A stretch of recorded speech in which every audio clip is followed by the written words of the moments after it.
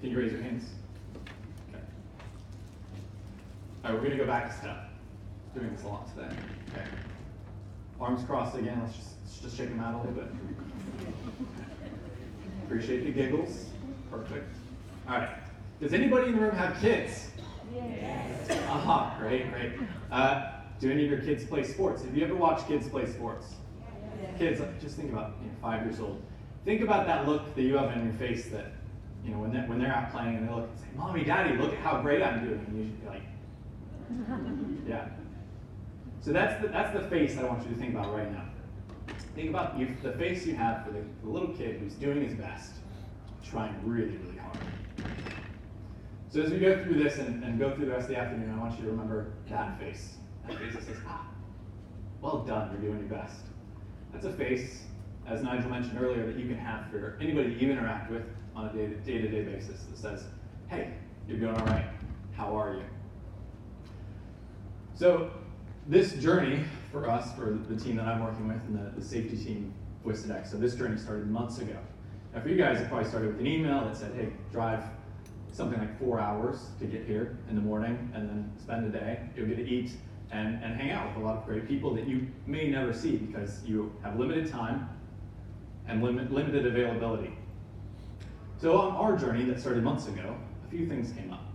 An interesting one for me was this idea of giving ourselves authorization to take care of ourselves.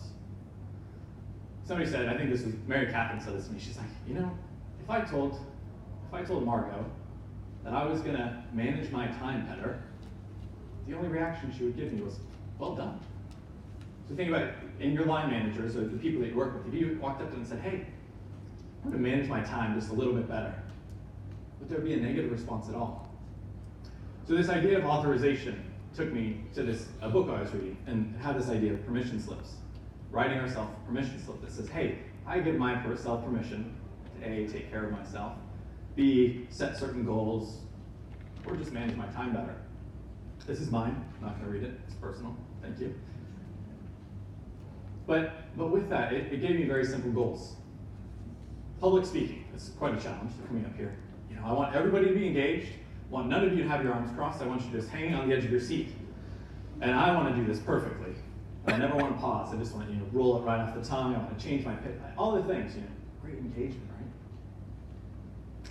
Well, with that, we have these moments that are like, oh, actually, I probably just need to pause, remember where I am, because I've totally forgotten. Thankfully, I'm not there. But it's about giving ourselves permission to take care of ourselves. Because if we do that, it's the difference between how we interact with our families, interact with the people that we work with, and how we treat ourselves. I have a really simple rule that says, I never say anything to myself that I wouldn't say to the people around me. I would never ever say, if I wouldn't say it to my mom, or my sisters, my girlfriend, my best friends, if I wouldn't say it to them, I'm never going to say that to myself. Why would I do that to myself?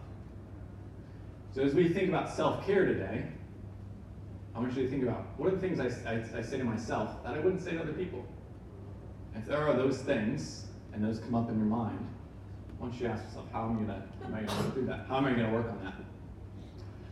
So we're going to go through a few things. We're going to go through the golden rule, something I'm sure you've all heard of before. We're going to talk about capacity, your capacity to do work, the rituals you use to enhance your work, and how those patterns of work and rest function. We're going to talk a little bit about leadership, and we're going to focus on this idea of a catalyst. So the golden rule, do unto others as you would do to yourself. Treat others the way you'd like to be treated.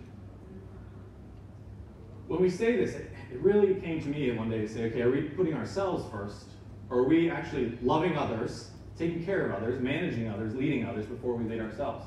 So I think change and self-care has to start inside. So if you actually want to do well, it has to start here. You can have the best intentions for the people that you work with, but if you're not starting here, how are you going to lead them? How are you going to lead them if you're not setting the example? So if you're living the golden